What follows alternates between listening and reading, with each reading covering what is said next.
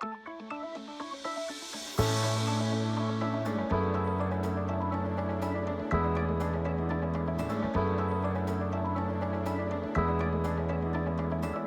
everyone, my name is Michael Ryan. I'm the head of BAA training and we are gathered here today to have a discussion about what positions will be in need post-COVID-19 and how to prepare for them. And I'm joined today by three very distinguished speakers or panelists. I have with me today Chris Smith, a senior lecturer and pilot wellness manager at Jetstar Airlines in Australia. I'm joined as well by Vicky Steele, the international customer experience with Qantas Airlines, and Raj Rahavan, from the senior vice president and head of HR in Indigo. Thank you very much for joining me today and for our discussion. So hopefully people will find this of great interest. And they'll have some sort of, given your insights into the aviation industry, they'll be a little bit better off having listened to our discussion today. I suppose I'd like to begin. I mean, I've given out a couple of questions, which I think is very relevant. I'm very conscious that nobody has a crystal ball and nobody has ever seen anything to hit the aviation industry just like what we've experienced. But I suppose your insights and everything would be of benefit to people. I'd like to begin by probably as kind of an introduction question about how the COVID-19 pandemic has affected your airline and the airlines in your region. And I suppose, ladies first, I start with you, Vicky, if I could, please. How has it affected you down in Australia?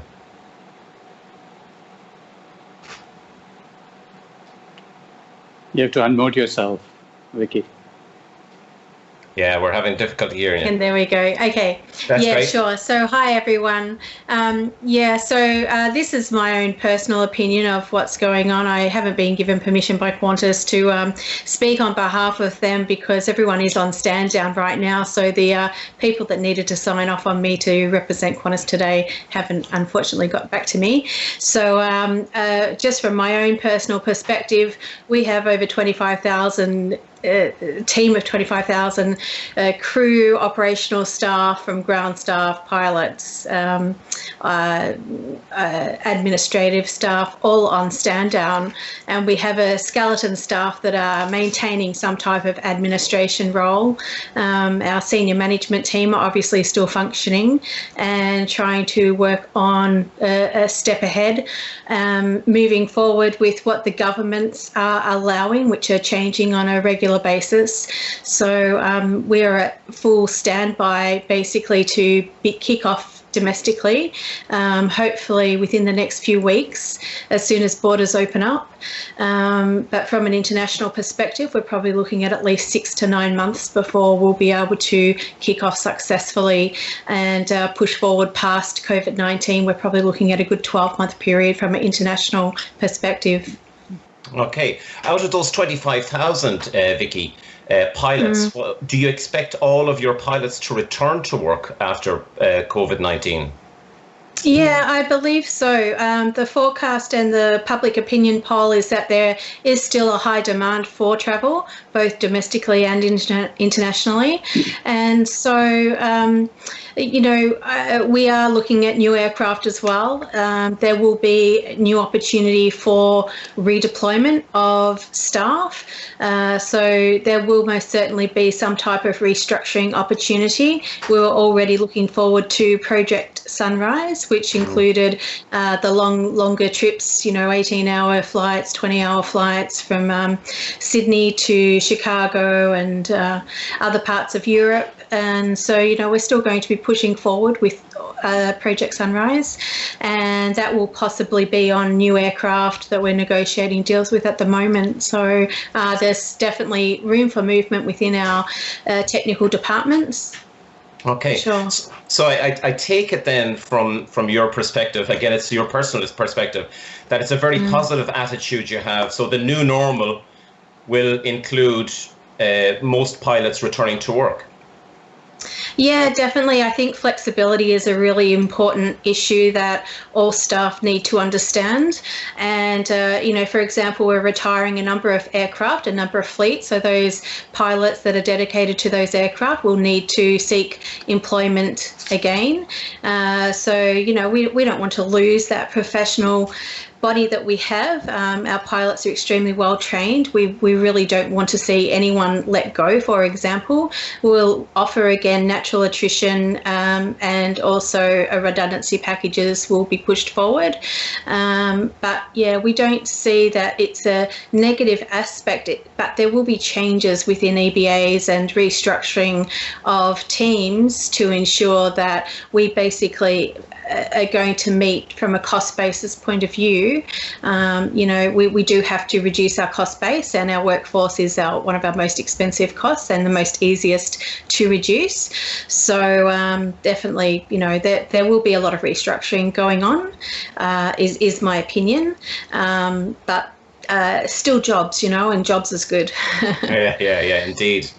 Okay, yeah. Thanks very much, Vicky. Sure. Chris, same questions to you. I mean, what has happened in Jetstar, and what has happened to the pilot cadre that works in Jetstar? Yeah, Michael, thank you, and thank you, Vicky, as well, because we're basically under a similar umbrella, Vicky, aren't we? Yeah. Definitely. Look, essentially, the operations ceased, and the company is very proactive from that point of view, essentially to stop any excessive bleeding of money and outflow of cash, and they did a really good job of that. Lots of communication with our pilot group and all staff for that matter. I come at it from a few different angles, Michael, because managerially, so I'm on a rotational standout basis, so I actually have there's three components to what I do. So I'm still doing some active flying, not at the moment, but that's what I do. The other part is I have a very large mental health role within our company. And then, of course, I work for University of Southern Queensland. So with the university, we are actually training pilots. That's what we do. And we're very optimistic from that point of view. So I'm coming from both sides here. From our point of view, from a university point of view, we're very bullish about the next 5 years. I mean, history tells us that there will be a significant upturn. It'll be slow for a while, but the upturn will be quite marked. There'll be a number of people I expect will leave the industry, which usually happens through times like this. But we're actually in the process of restarting some flying currently, and we're moving to 15 to 40% next month. So that's where we're basically at. And I guess it's very easy, I think, to mistake pessimism for realism in these times. But the truth is, of course, I think the reality is this is where the entrepreneurship actually starts to shine. This is fertile ground for entrepreneurship. So we're about to see them emerge shortly. The downturns or the change in industry structure or any unexpected event like this really brings out those people. So I think we're already starting to see that. It won't be just, I think the growth will not be just reactive to economic climatic conditions, because entrepreneurship will actually drive demand. They want to create the demand. So I'm probably quite bullish about the next 5 years or so. Our students through the university are basically 3-year courses. So this first year will be out in about 3 years' time, and I actually think this is a very good time for them to be entering the industry, to be emerging in a few years' time.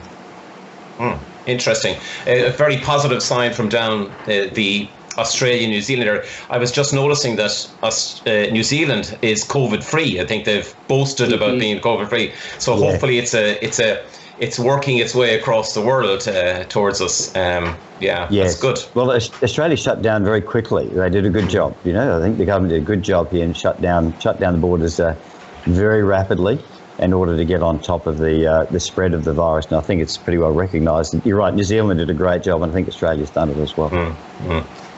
It helps being on an island. I know myself. It does. And there is quite a lot of pressure now from business and industry of all kinds to actually start to open up the borders now.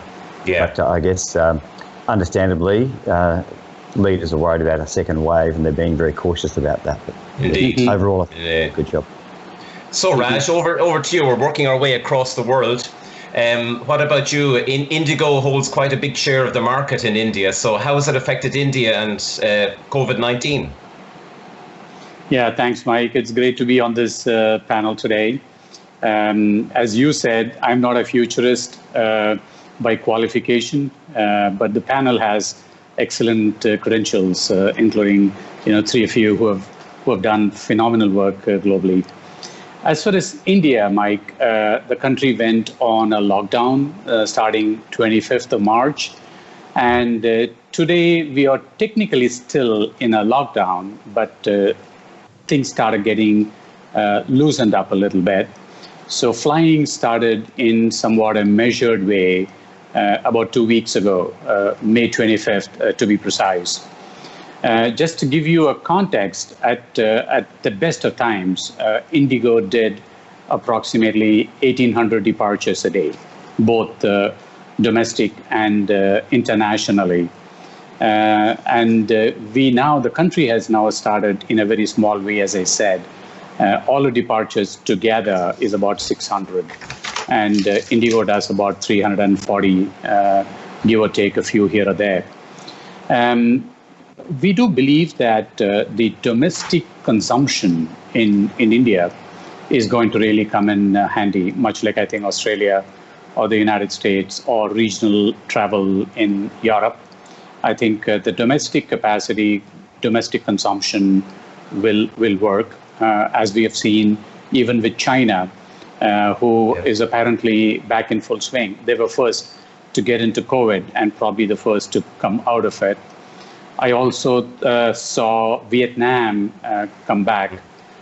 So in the last 2 weeks, the positive story, Mike, is as far as Indigo is concerned, our load factor went up from about 50% when we started to about 70% today.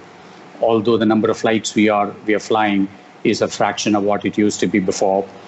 The good part is we all thought this was pent-up demand of people wanting to go back to their homes because they were locked down for 2 months. But it does appear that it's just not pent-up demand.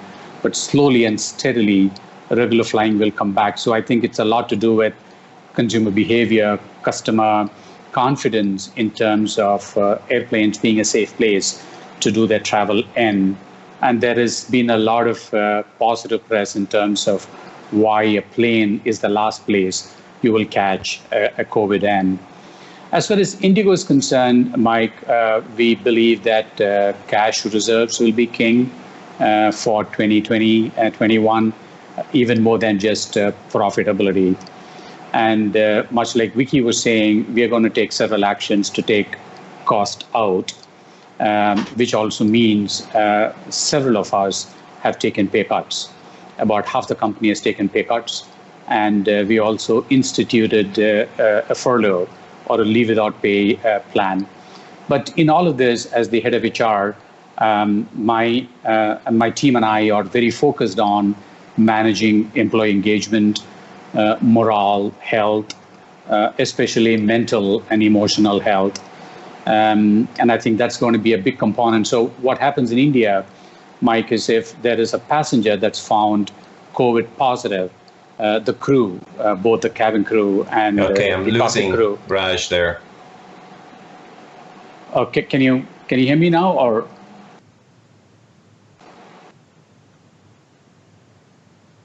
Am I not audible at all? Raj, I can hear you still. I can't hear Mike. Mike's frozen. Okay, yeah. Mine just lost there for a minute. I'm back now. Yeah, you're back now. You're back now. I just froze for a minute. Sorry, Raj. You were there saying that. Lost the last minute. Yeah, I was talking about employee engagement, morale, health, emotional health, and all of that. In India, when a COVID positive passenger is identified, we are grounding the crew for 2 weeks, both the cabin crew and the cockpit crew. So that has two things. One is availability of crew, and number two, their own mental health. And I think a lot of these are being handled by us, even as we talk today. And I think going forward, there's going to be a lot in terms of reorganizing the company itself, and I think human resource expertise in reorganizing, and to the extent mergers and acquisitions will all come in handy. At these times, one of the things my executive committee, our CEO, the board, all of us are committed on is to double down on talent management and employee experience, especially employee engagement. We need to keep a look on what people are saying. We are not organized yet. We want to be on top of things. So a bunch of prerogatives for us to be dealing with, Mike. Okay, it's from a European perspective. It seems to be somewhat similar. I find personally, and there's an awful lot of negativity. There's a constant list of companies that are impending to close down, or there's going to lay off pilots, and I'm dealing specifically with training of pilots, and it's very, very difficult to try and entice pilots into a training environment when you hear all this negativity in the industry. So I'm trying to portray an upbeat message for them. But I think now is the time to be getting into training, because the crisis is now. In 2 years' time, when you finish your training, the crisis will have passed. And you'll be in a better position to start, to be recruited by Qantas or to be recruited by Indigo, and the airlines will at that stage will be on the upslope from the crisis. It's good to see there are green shoots from all of what you were saying. That airlines are starting to start off their domestic services, work within their borders, work within the regions that they can work within where the borders have closed down. So that's an interesting point. The next question I'd like to move on to ask is, with the return to service, do you see, and again, it's in your opinion, do you see a recruitment drive, or when would you see a recruitment drive? I know that some of you have referred to the fact that some people may leave the industry as a result of this. So in your opinion, when do you think that we will start to see the first green shoots of airlines advertising? I know that we see some of them already in China looking for pilots. Will we see a recruitment drive coming along again? Can we go back to Vicky again to start with? So we'll start in Australia and work our way west. Mm-hmm. Yeah, sure. Mike, Qantas is a very large airline, and we're very lucky in Australia. We have both the domestic routes and the international routes that we are continually expanding, and with affiliation with Jetstar, which I'll let Chris speak of. We're very, very lucky that we do have the scope and ability to be able to offer such a continued recruitment drive. I wouldn't say that necessarily in the short term there's going to be a recruitment drive, say for example in the first 12 months. It will be more of a reshuffle of the people that we have, but certainly within the next 12 to 18 months we do expect that air travel will have picked up and recovered quite dramatically by then. And unfortunately our friends at Virgin are struggling to keep their heads above water. I can't speak for them at all, but and Australia, I doubt that will allow anyone would allow Australia just to have one main airline. Qantas, of course, would love that, but someone else will pop up into the woodworks, whether or not it's Virgin or someone else has taken over Virgin. But so there is an opportunity for Qantas to continue to drive passenger air travel. There is the confidence of the Australians behind 100% backing Qantas and Jetstar. We have an amazing reputation in Australia from a safety perspective. We do have a huge loyalty following along with our frequent flyer program. Domestically as well as internationally. So, and then within the One World Alliance, for example, we continue to explore those opportunities as well. So we can only see positivity ahead. The next 12 months to 18 months will, of course, be the most difficult time to recover from COVID-19. But once that recovery has occurred, so long as nothing else then steps in and causes such disruption, we do see smooth waters and an opportunity to continue to explore opportunity into Project Sunrise and beyond, and then also too with the resourcing of newer aircraft, and the retirement of older fleets, we're continually becoming more innovative, more environmentally friendly, more economic, so there's so much opportunity for us in the next 12 to 18 months to really take this time now to get rid of the old wood, to really look at what we have within our asset portfolio and work our 787s, which is what we've been doing. They're our most efficient aircraft, for example. We haven't been flying the A380s because they're, a very large drain on the economy of Qantas. So, I think it's a very positive outlook once we get through this next 12 to 18 months. But I know that Alan Joyce, from what he's said publicly, he's very positive in what we've got to look forward to. So that's great. Good. What about Jetstar, Chris? What will happen recruitment-wise there? Do you think that it'll be a further out, or do you think it'll be quite soon that they'll be starting to look for pilots? As you say, Michael, it's a little bit of a crystal ball picture. However, I tend to agree with your time frame. I actually think my own view would be 2022 would be a very different story. And that's about 18 months away, a really different story. This would be, in my, dare I say, 40-year career, I should stop saying that, but I've had about three major events through that period, Yeah. But it's almost, it's to a T. The bounce back certainly comes out much more strongly than most people realise, and the bigger the downturn, the bigger the upswing, if you like. And it's not to be underestimated, I guess, the degree to which people do leave the industry, and they leave for a number of reasons. It's not always because there isn't a job, but they decide they're going to do something else, or they might move into another branch within this industry. That's quite marked, actually, and people don't actually realise at the time that they would do it, and then they decide to do that. For some, unfortunately, it doesn't. The new regime doesn't really match, the new environment doesn't match, they move on anyway. But most of the pilots, I think, that we have will be available for restart, and I think that would be the case with most airlines here. Certainly the domestic scene is about to kick off here progressively. International, I estimate probably not till next year, but when that does, that'll soak up a lot of pilots here as well. So we certainly wouldn't have a supply problem at the moment. That would be a different story from 2022. And I really agree with your sentiments. Great time to be actually learning to fly. I guess there's a little bit of experience in that, isn't there? That we actually know that's the case, but sometimes it's hard for people to realise that there is going to be an upswing. Yeah. It's a little bit like buying at the bottom of the share market, isn't it? But that is inevitably there is one. But that's for us to actually mentor, I think, the younger generation of pilots here. And certainly I'm dealing with those people heavily right now. Yeah, thank you.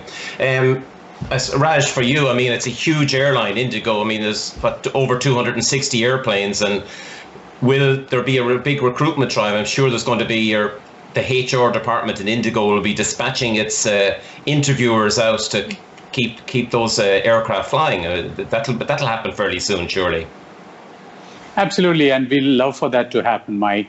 How soon that'll happen is a question, and I think it all depends on how quickly we get to some kind of original capacity. In my mind, much like what Vicky and Chris said, our capacity is probably 12 to 18 months away, and which means that I'm going to have excess headcount, but we would much rather have that than let them go. If you look at regionally, Mike, yesterday, Emirates announced 600 separations of pilots. A week ago, Air Arabia did something similar. So there's, I think where the country or the airline is predominantly focused on international flying, there's going to be some amount of impact. Where there is a one-stop international, I think it's still going to be better off. See, as a passenger, I don't want to be flying in via someplace and then get stuck there because someone's going to find me COVID positive. So all of this is going to determine when our capacity comes back, and the capacity then determines how much hiring is going to happen. At this time, we haven't done any layoffs other than putting our expat pilots on notice, but that's a very small population as compared to the 4,000 pilots that we have. And also, Mike, for the last 3 or 4 years, we have been doing our own farming, if I were to say that. We have a very robust cadet program. We have a tie-up with six different schools internationally where our cadets go and train, and then we have the first right to hire them as junior first officers. So we are continuing to invest in that. We have junior first officers that are starting. So at some point in time, much to what Chris said, probably 2022 or 2023, we may have to go outside. But by then, my intent is to see how quickly I can develop my own food or reap the benefits of my own, sowing the seeds at the right time. So what I don't want to be doing is to go all over the world hiring for hundreds and hundreds of people when I know that I have the time now to kind of go develop, our own pilots, and that's something we are all looking forward to, being busy hiring again. But at this time, we are very focused on reorganizing and employee engagement and getting our planes back flying. Yeah, like as I said, as I explained, being head of training in an ATO, an approved training organization, I would see that, as I said, now is the time to get into it. But it's managing to convince the kind of the teenagers or the young 20-year-olds to get into the training environment now, knowing that the airlines will be recruiting. I think it goes back to maybe 2008 when we had the financial crisis here in Europe. It was just nobody was willing to get into the construction business because the construction business was probably the most heavily hit. Yet within about 2 years, there was a huge shortfall in architects and people involved in the buildings trade. So it's now is the time to try and recruit and to tell these young people that yes, aviation will turn around, and it's a convincing of that. The next question I'd like to talk about is that there are going to be layoffs. They're certainly highlighting it an awful lot here in Europe. As people who are involved in aviation, what would you say to an individual who finds himself? I know, Chris, you kind of highlighted it. Maybe it's time for them to move on into something else and maybe have a look at some other industry. But what would you say to about maybe upskilling, or for pilots to get into maybe go back to flying schools or to become a trainer in some form or other? What sort of upskilling would you recommend, or what would you say to pilots who are being furloughed? Can I start again with you, Vicky?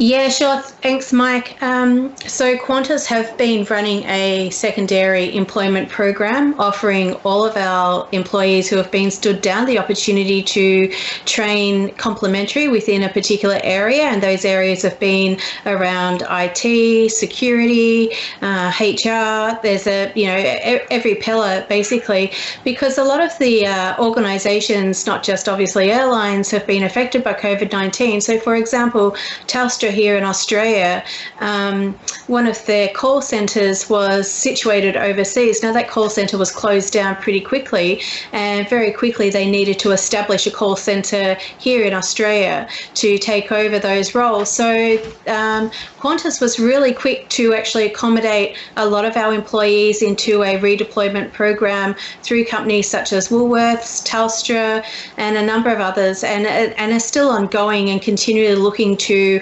offer redeployment to, or secondary employment to all of our staff, which has been amazing. And the continued conversation every week, there's updates, there's our HR department is open and open for business and ready to help any employee who needs the help with their resume or upskilling, moving into a new area, taking the opportunity to do something that maybe they just haven't had time to do all their life because they've been flying and they've been overseas for 90% of their life, and all of a sudden they're on stand down now with all this time on their hands. So it has been an opportunity for people to redevelop themselves and explore themselves and see where their strengths are and what they've been missing out on. So it's been very positive at Qantas from an employment point of view. And in Australia, we have JobKeeper rather than furlough, so it's a similar scenario.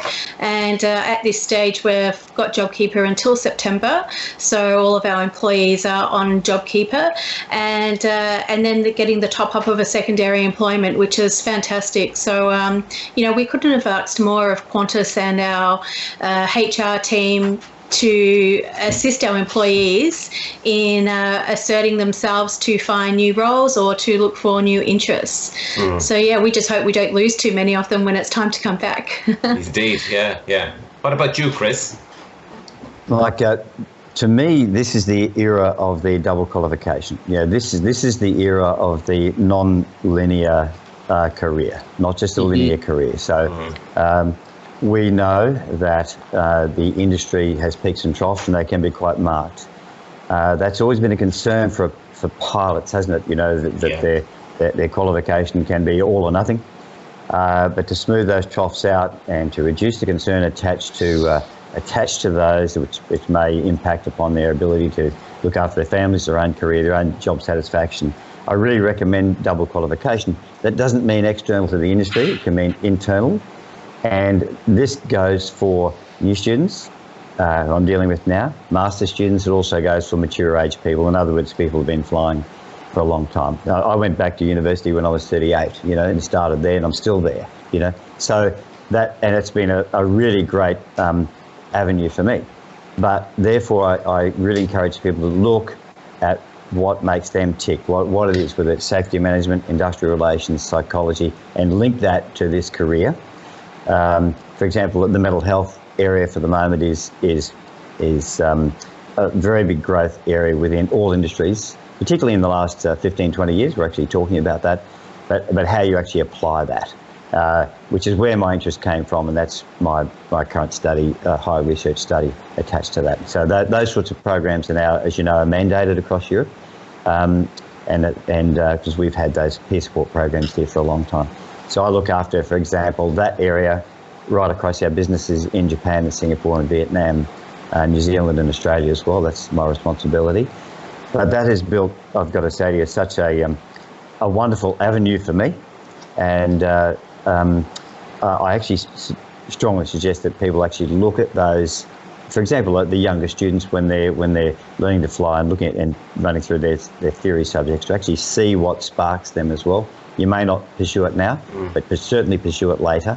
And it's often applicable inside and outside the industry. So the non-linear career path for me, I strongly recommend that, which means a linear career basically straight up the normal line. So trainer captain, check captain, that line, which is fine. But also if you've got another interest in safety investigation, IR, it doesn't matter what it is. Generally these days you can build that into your career somewhere. Yeah. Okay, Raj, same question to you about what you think. What's your opinion on that? I think what Chris has just said makes a lot of sense. I would call it Uberization of employment. A couple of weeks ago, Mike, I was talking to a young student of management in a local school who I mentor. And she was asking me, Raj, you've been in HR 30 years. Firstly, I don't think I can do that, 30 years. Secondly, I don't even know if I'm going to survive that long. But I like music. I like to cook. I like to bake. I like HR as well. So do you think I can have a career where I can do all these four? I said, oh, really? I don't know. But you can certainly do HR in 2-3 different companies. But I think there's going to be a time, Mike, when people are going to say, I'm not going to just sing in a pub for the weekend, but I'm probably going to do it every day of the week. And during the day, if you can let me do flying, I can. As far as Indigo is concerned, there are a lot of skills that we locally train for. We run probably one of the largest training schools, aviation in this part of the world ever has. Mm-hmm. And some skills are not even taught in any school. For example, network planning, revenue management, operations control centers. I'm not even talking about the pilots or the engineers here. I think these are things that my talent management team is going to double down on. Can I get people who are interested in learning network planning but are currently pilots? For all you know, they may not want to do it, but there could be an engineer that wants to do it. So we are looking at all kinds of opportunities and possibilities at this time, including possibilities of can I be a part-time worker, a gig worker, if not an Uberization possibility. Mm-hmm. Okay, it's interesting. I was a late starter in my master's. I went off to the City University in London and I studied my master's, but I only qualified from that last year. But I think it's one of the great things is that while you have time as a pilot, is probably to diversify into something else, is to, like you say, the accident investigation, safety, human resources, other areas that are available to pilots and are part of the industry. I suppose it's probably considering that we've had volcanic ash over here in Europe, but we've had the September the 11th, we've had these crises coming along, SARS crisis coming along as well. These kind of things teach pilots not to be kind of just one skilled or having just one string to their bow. They probably need to kind of diversify a small bit and get other things. But I certainly think from a training point of view, now is the time for pilots probably to look at probably upskilling. They have time in their hands. They may not have the finances, but if they can in any way at all, is probably try to upskill. I'd like to move on next to the next question, and this is probably crystal ball time. I know that we don't have one, but we've seen a huge trend and huge expansion, and I referred back to IATA and their vision for 2050 and the constant curve as it rises all the time. Do you think that this COVID-19 will be a blip and that we will return to the graph, the high angled graph of recruitment and pilots? Or do you think that there will be a complete change? Do you think that there will be less pilots required? I know that we've spoken about maybe the regionalisation of the industry, but do you think that there will be still a huge requirement in the future, like what we've seen on the trend? Do you think that will happen? Vicky? Yeah, Mike. Well, from Project Sunrise point of view, if we're looking at 18 to 20-hour flights, we're looking at doubling our pilot capacity straight away. So, domestically, for example, would have 2 pilots in the flight deck, but travelling through from Perth to London, for example, we've got 4 pilots. We could be looking at having 5 to 6 pilots once we go to Project Sunrise. So, for example, the opportunity for more second officers coming through and flight engineers coming through, the opportunity for younger people to more quickly get into the airline industry, I think is most definitely there from the Qantas perspective because of Project Sunrise. So for sure, it's a great opportunity that we've got looking ahead. And I think that everything that Alan Joyce has been putting in place so far in directing and, looking at contracts, pilots' contracts and pushing Project Sunrise, he's achieving very, very quickly. And if COVID-19 hadn't have struck, we'd be looking at Project Sunrise operating from now and would really have expanded our pilots program. So as soon as this COVID-19 is done and dusted and the opportunity for us to fly internationally again, it's a huge opportunity for Qantas to continue to explore Project Sunrise. Excellent. So, yeah. Okay, good. Well, Chris, do you think that the trend will continue, the high trend will continue? I do. If we take a medium-term view, absolutely, Mike. There was a change happening already in recent years, wasn't there, to higher volume of smaller aircraft, long-haul, single aisle. It was on anyway. As populations increase, The increase in the middle classes in certain countries by volume, populations are increasing. So I don't see that abating at all. So do I think it'll be a blip? Yeah, it might be. It's going to be a slow year or two, but I don't think it's going to stay that way, and not by any stretch of the imagination. We, by virtue of the university, we're also linked into the Qantas Future Pilot Program, which is actually a training program in itself, which funnels straight into Qantas, and we're still providing pilots into that program. So clearly, we're in the medium term, we're quite optimistic about the future there. But I really think, from a structural point of view, this change was happening anyway. Probably the very large aircraft may decrease by proportion, but certainly the long haul, high volume, higher service, frequency operations, I don't see that changing at all. Not with the new generation of lighter, smaller, medium, jets, Airbuses, and the smaller 737s. Yeah. Well, Raj, that will drive it. Yeah. Well, Raj, your crystal ball, would you see the trends? No, very similar. I think from an Indigo standpoint, Mike, we are committed to taking deliveries of planes that we were committing to take anyways. And that's going to be, in this year, we are talking of anywhere between 30 to 50 planes, even as we retire some of the old planes. Secondly, I think in the feeder markets and metro to non-metro within India, and one non-metro to another non-metro, we still see a lot of uptake for smaller planes like the ATRs. And there are not many trained pilots available for ATRs today. We still went to the Southeast Asian countries to hire from countries like Philippines and Indonesia, and that's a feeder pipeline my team and I are focused on. We were just about getting ready for a cadet program for the ATR fleet, and we would have launched it if not for COVID-19 coming, but we will still go and launch it.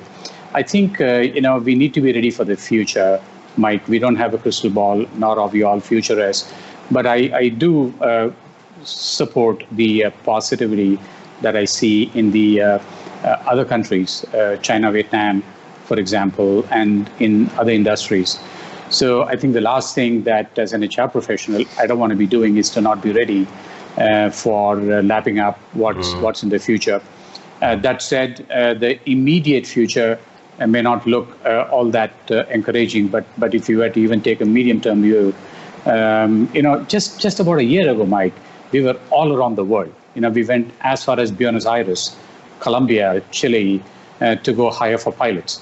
Now, in a year's time, and a virus comes and says that you're not going to be doing anything more, doesn't appeal to my conscience. So I think the future's there, and I think this is where I think people like us will be seen as a lot of value adding to the corporation, to be able to foresee things that otherwise your accountant can't, because of the focus on cash.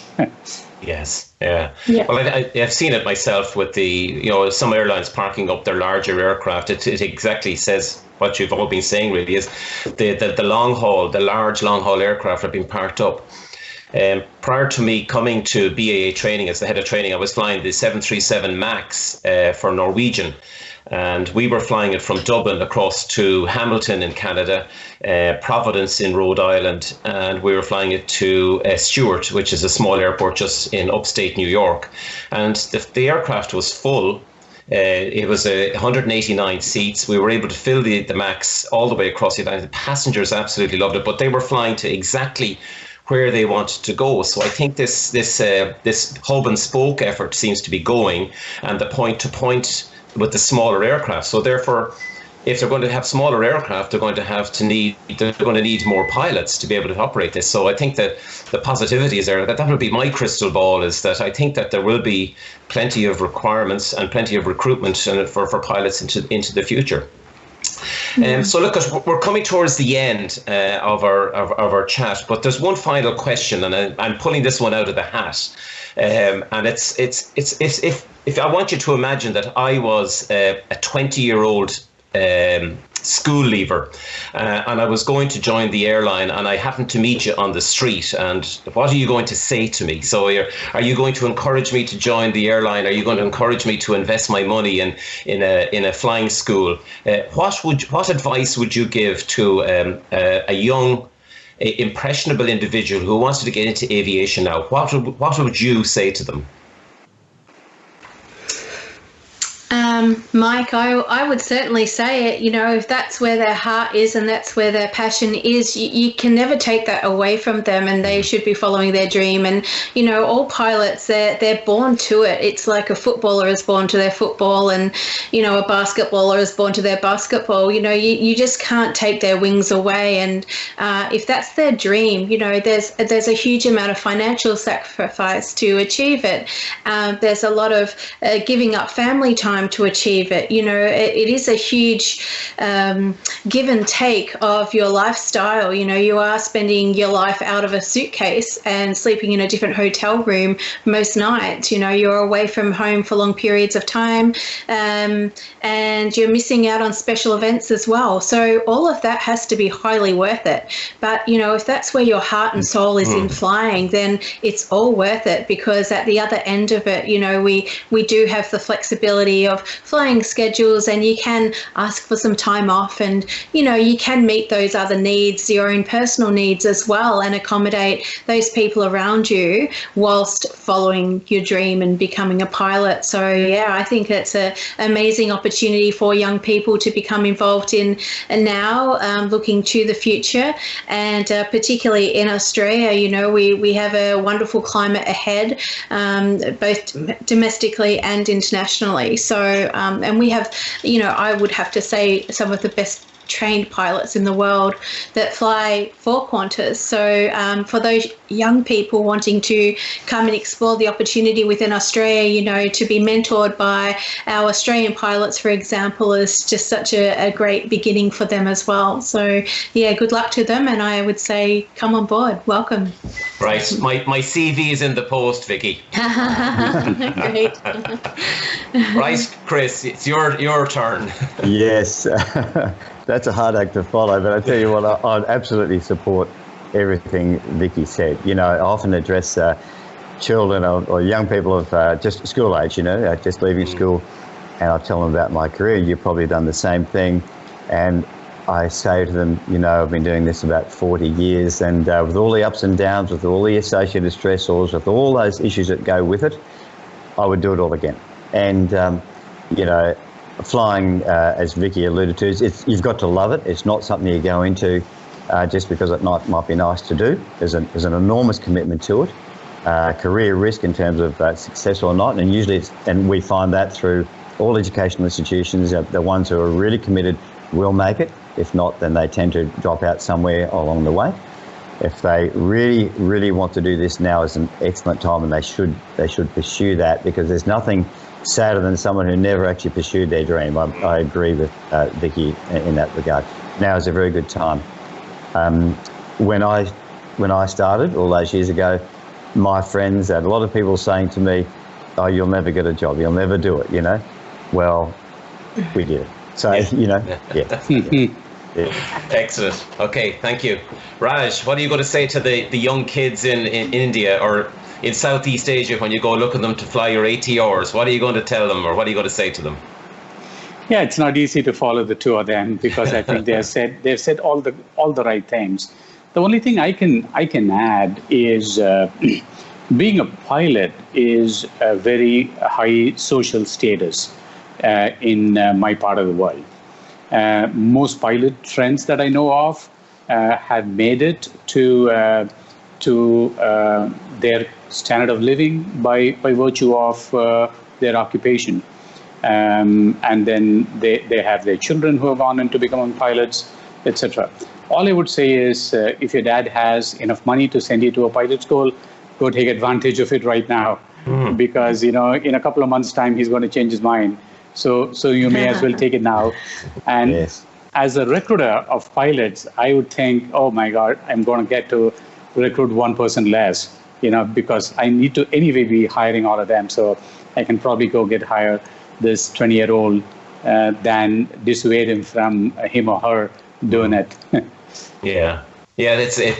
I think a lot of them, are a little bit reluctant, and I think the younger generation, the Generation Z, as we call them now, everything has to be very structured for them. So I think that the turmoil that they're witnessing with the pandemic is probably a little bit disconcerting for them, and there's probably a little bit of apprehension, I suppose, to get involved in it.